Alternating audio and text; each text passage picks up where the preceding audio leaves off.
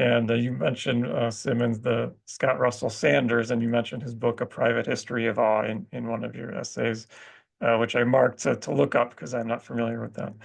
Um, and I know that the researcher Dr. Keltner has a lot on awe and exposure to nature, even if it is nature on a screen, how that influences behavior and the internal world and things like that.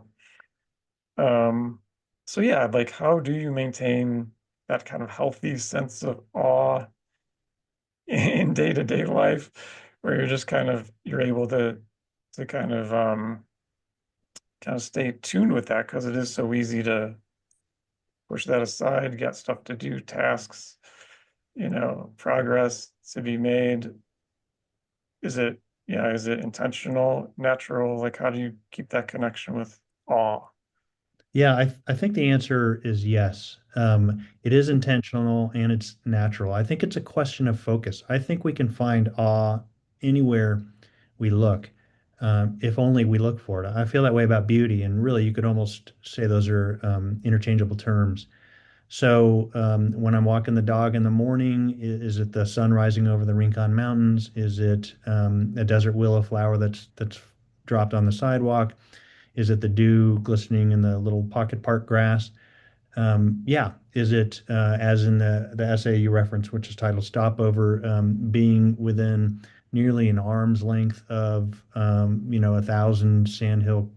or 100,000 sandhill cranes? Yeah, that certainly is awe too. But I don't think we need to count on some miraculous or overwhelming experience to find awe. In fact, I think it's essential that we don't, because if that's all we're looking for and hoping for, then the periods between that aren't probably as fulfilling as they could or should be. Yeah, does awe play a role in your day to day? Yeah, absolutely.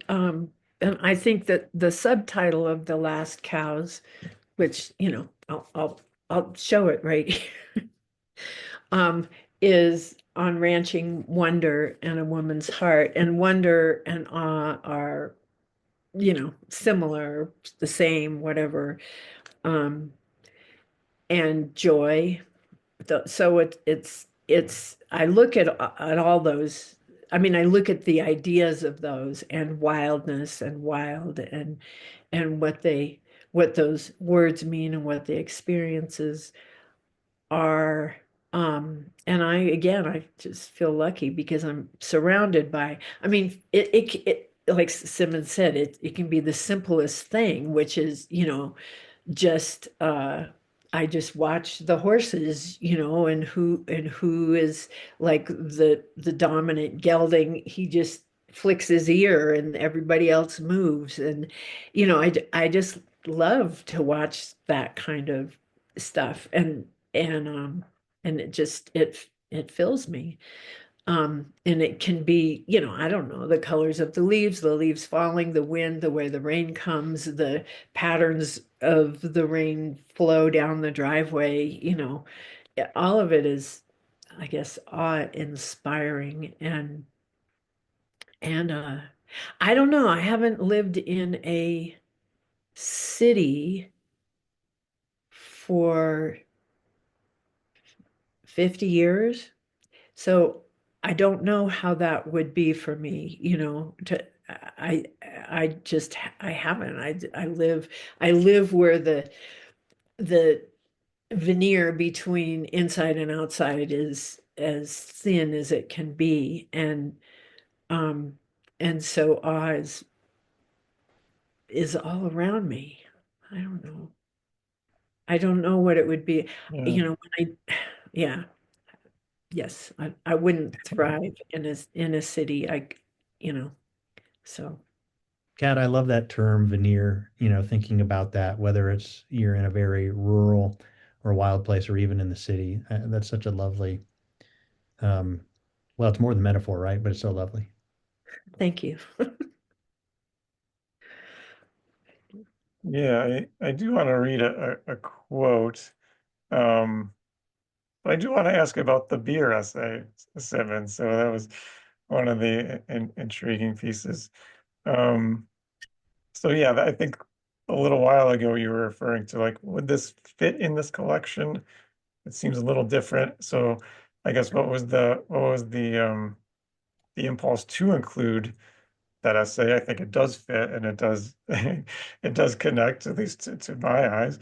Like yeah, a little kind of like a little teaser as far as like what your used that personal, hobby experience interest to, connect to the larger themes that you're going for. Right. Yeah.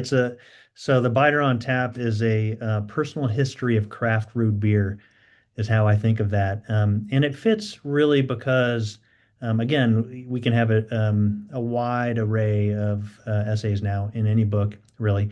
But it's fundamentally about craft and building community and how locally crafted beer, in this case, it could be locally crafted anything, it could be a farmer's market, you name it.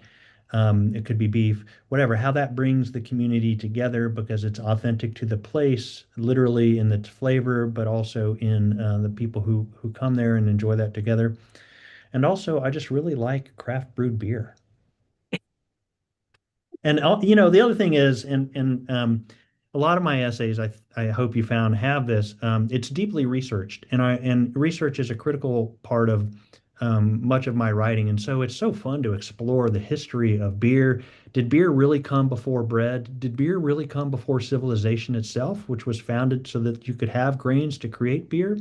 Maybe that's some of the speculation. It's pretty fascinating.